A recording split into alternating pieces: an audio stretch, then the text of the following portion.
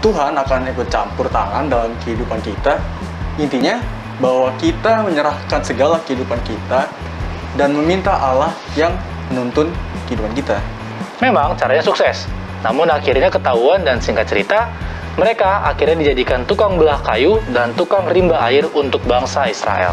Bahwa sepintar-pintarnya kita menutupi sesuatu, satu waktu pasti akan kelihatan juga apa yang kita buat. Nah, pada waktu hati kita ini pura-pura mau menyembah pada Tuhan, Tuhan langsung tegur hati kita, ya kita langsung berbalik, mau untuk berbalik.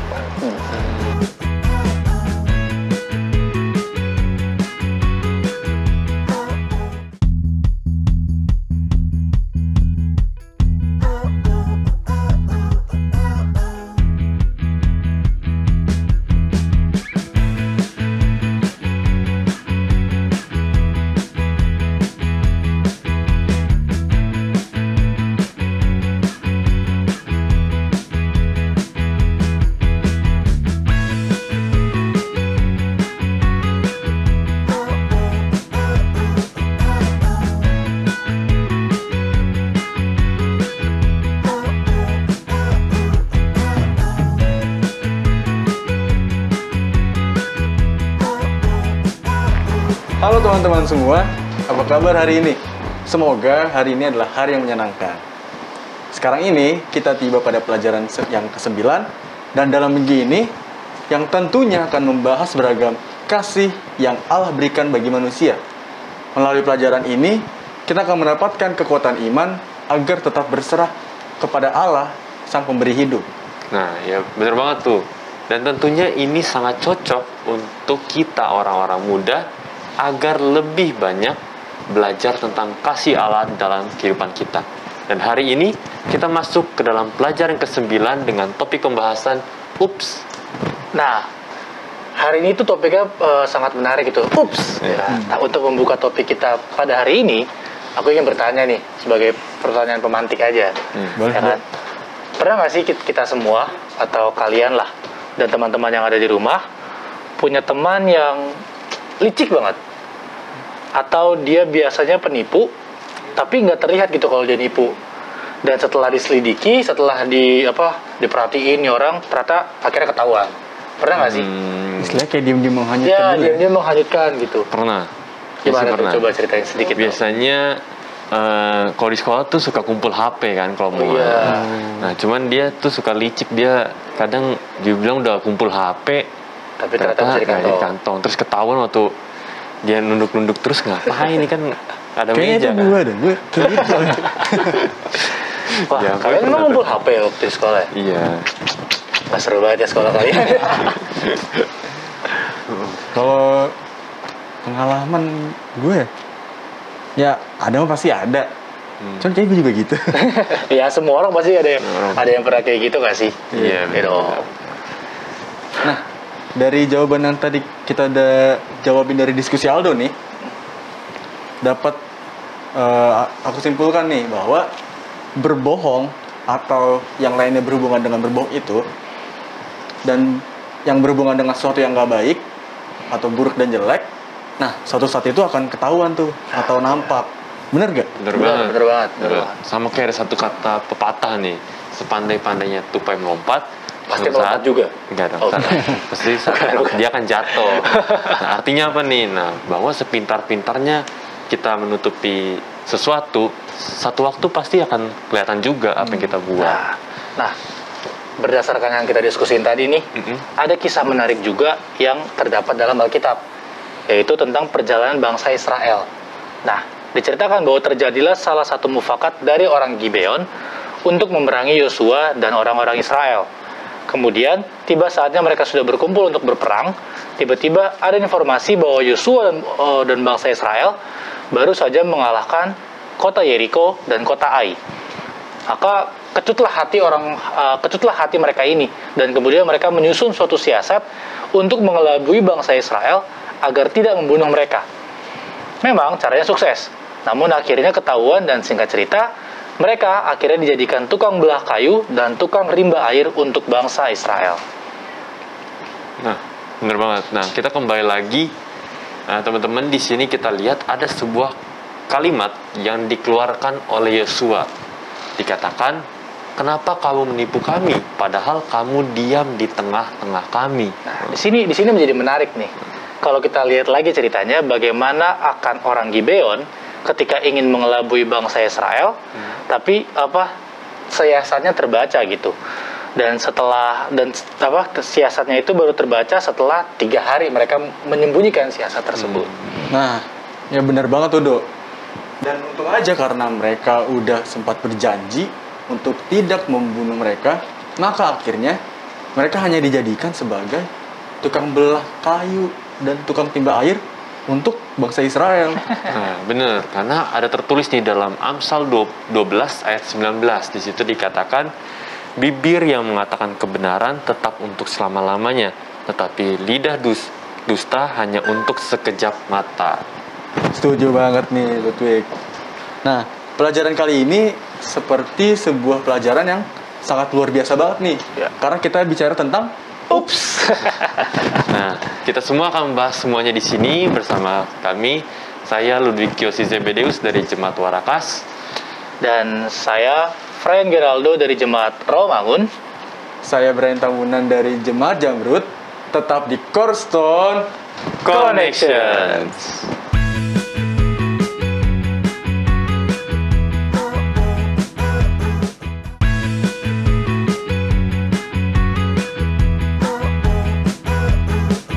Kembali lagi di Cornerstone Connections.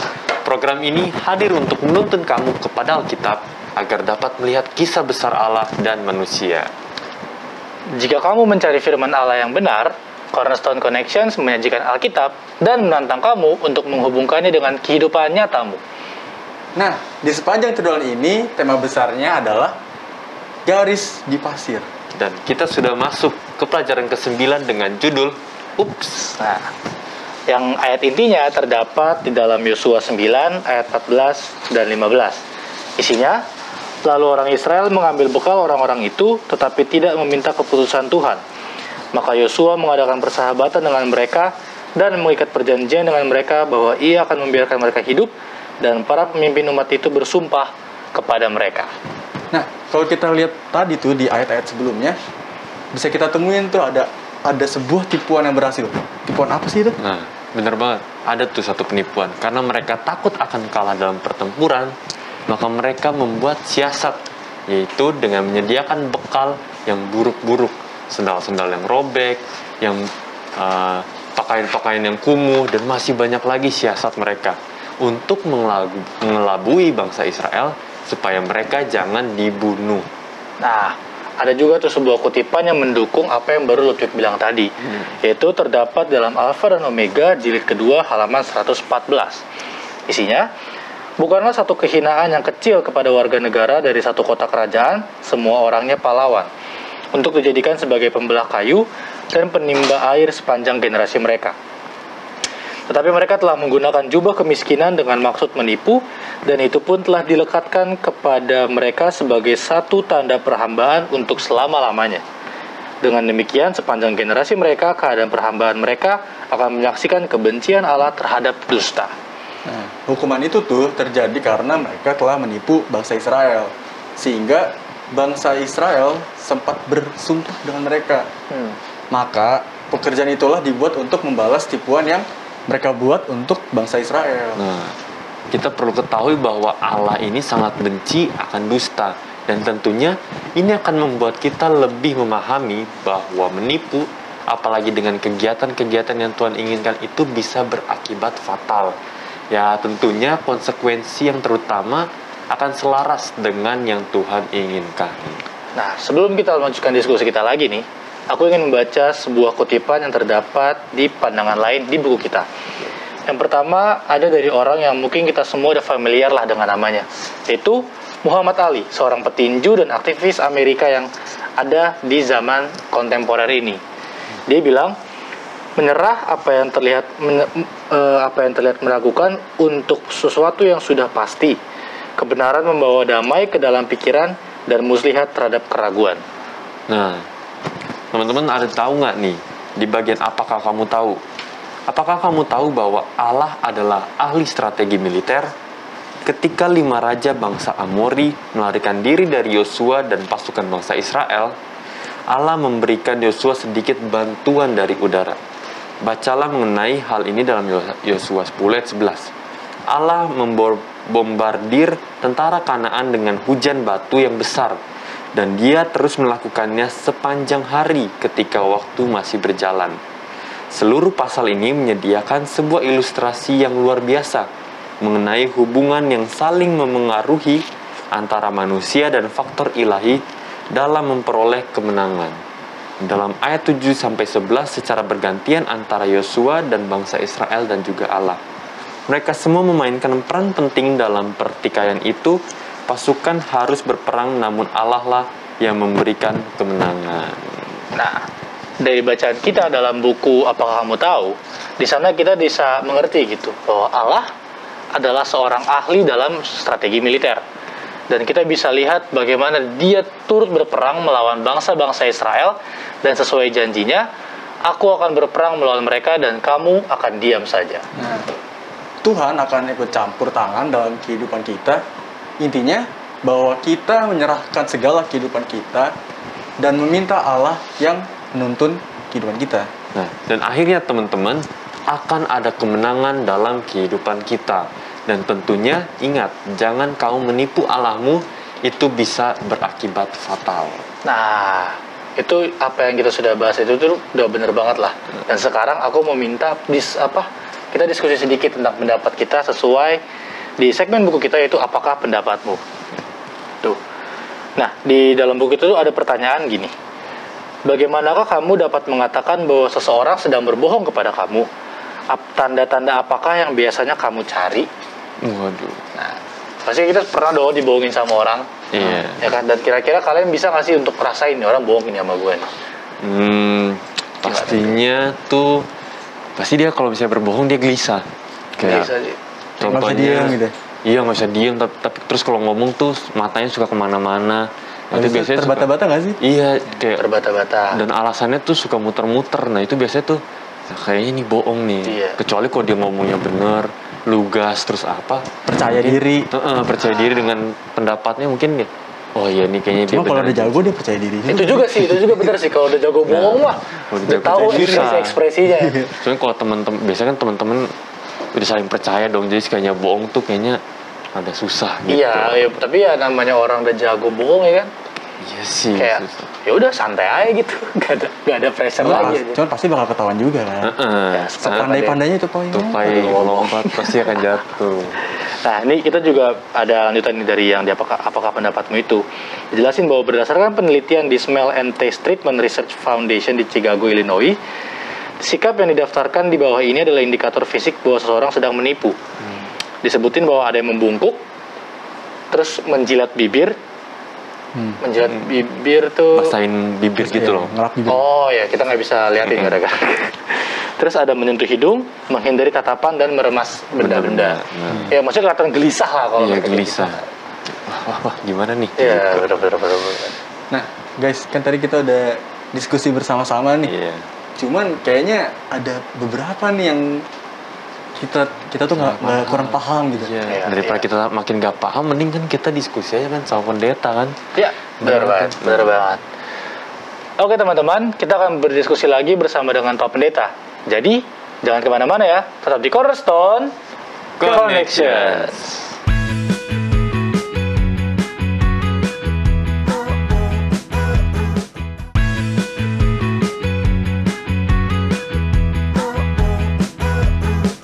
Kembali lagi di Cornerstone Connections.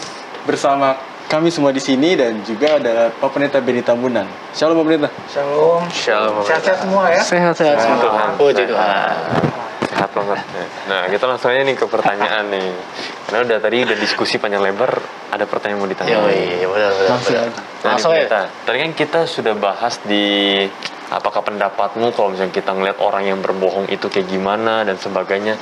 Itu kan menurut pribadi kita masing-masing. Nah, mungkin pendeta bisa kasih tahu, pendeta mungkin dalam Alkitab atau mungkin ada pelajaran tambahan gimana kita bisa tahu kalau misalkan ada orang yang sedang berbohong kepada kita nih pendeta. Iya, kalau hanya berbohong biasa begitu kita akan tahu lah, lama-lama Iya. tapi lama ya. Tapi kan pelajaran sekolah sahabat kita ini sudah berbohong akhirnya mengikat perjanjian. Yang susah kan itu, Iya, benar. iya kan? Kalau hanya berbohong nggak ada ikatan lainnya, mungkin tidak begitu seberat pelajaran kita pada saat itu. Pelajaran kita saat ini kan dia berbohong seolah-olah seolah-olah miskin, seolah-olah menderita, seolah mananya udah mengikat perjanjian, padahal dia bukan umat Tuhan. Kalaupun mereka mau berbakti, katakan berbakti mereka bukannya serius, tapi karena takut mereka mati, ya, dan sebagainya. Jadi emang sulit untuk hal ini, ya. Tapi kalau hanya berbohong saja, tentunya Pak, kita pasti tahu lah kalau orang berbohong kan ya. Dari gerak-gerik, kalaupun kita bisa diyakinkan, satu saat akan kebongkar juga ya. Tapi kalau itu mengikat, nah ini sekarang sebelum mengikat adalah tanya dulu Tuhan. Nah, ya betul. Kayak kita katakan tanya dulu Tuhan sebelum kita mengikat. Jadi sebelum kita mengikat sesuatu yang kita katakan karena kasihan, karena orang ini mau jadi umat Tuhan, karena dia begini dan sebagainya, lebih baik tanya dulu Tuhan sebelum kita mengikat satu perjanjian dengan orang tersebut. Anda bertanya, kan Anda sering bohong. Oke, selanjutnya aku juga pengen nanya nih Pak Pendeta terkait cerita kita juga. Di cerita kita kan dijelaskan bahwa mereka ini orang-orang Gibeon orang Gibeon ini kan menipu bangsa Israel. Mereka bertindak seperti mereka miskin, melarat segala macam, dan akhirnya mereka mengikat janji yang tadi sudah Pak Pendeta bilang. Tapi kan kemudian setelah mereka mengikat janji tersebut, ketahuan nih menipu. Orang Israel tahu kalau mereka berbohong, mereka membohongi mereka. Nah, yang ingin saya tanyakan, kenapa orang-orang Israel tetap memutuskan untuk menghormati perjanjian itu? Kan mereka bisa aja dong kayak, kalian ngebohongin kita, jadi kita perjanjian batal segala macam. Tapi kenapa bangsa Israel memutuskan untuk menghormati perjanjian yang sebenarnya ditipu gitu? Iya, pelajaran kita tidak memberikan beban apapun ya. Kenapa sampai mereka tidak mau? Hanya mungkin kita memberikan bahwa ini karena sudah akhirnya dekat, ya. Karena akhirnya kita sudah dekat satu dengan yang lain, dan kita rasa ya udahlah, walaupun kamu bohong ya kita terimalah, seperti itu. Padahal sebenarnya harus ada putus gitu kan. Kan gini, bangsa Israel masuk ke tanah Kanaan, ceritanya kan gitu kan. Kemudian kepemimpinan pindah, pelajaran kita yang lalu dan sebagainya. Sekarang kita masuk pada Yosua pasal 9-10. Yosua pasal 9-10 menekankan kepada bagaimana orang yang akan dilalui ini, yang tanah-tanah ini, kemudian mereka berembuk untuk menghancurkan, ya. Masih kalian sudah diskusikan tadi kan, gitu ya. Berembuk untuk menghancurkan bangsa Israel. Tapi begitu mereka lihat bahwa ini kota-kota lainnya, kota Ai, Kala dan lain sebagainya, maka mereka juga ada takut. Karena takut, ya udah kita nyerah lah. Bagaimana cara menyerah? Akhirnya mereka dengan cara menipu. Ya, bagaimana mereka menipu? Mereka pura-pura miskin, mereka pura-pura orang susah dan lain sebagainya. Akhirnya diikat perjanjian.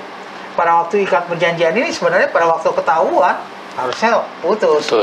Ya, biasanya kan kita gitu ya, kalau ada perjanjian kan di bawah, bagian klausul di bawah itu, ya, apabila seseorang ataupun mengingkari poin-poin di atas, maka klausul ini semuanya tidak berlaku lagi. Bisa ada klausul begitu ya, tidak mengikat lagi dan lain sebagainya. Biasanya ada seperti. Tapi kelihatannya bahwa mereka itu sudah begitu dekat, begitu baik, sedangkan Joshua ini agak jauh, gitu kan, tinggalnya sudah jauh sehingga harus datang dan sebagainya.